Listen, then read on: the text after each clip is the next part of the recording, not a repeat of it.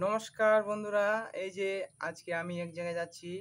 তো রেশনে ওই যে আমাদের জগন্নাথ ঠাকুর আছে, তার প্রসাদ বিতরণ হচ্ছে রেশনে।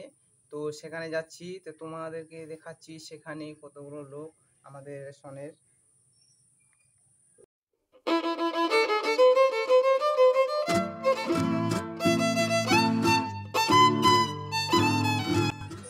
এই যে বন্ধুরা দেখতে পাচ্ছেন এখানে রেশনে জগন্নাথ ঠাকুরের প্রসাদ বিতরণ হচ্ছে, ওখানে সবাই আছে।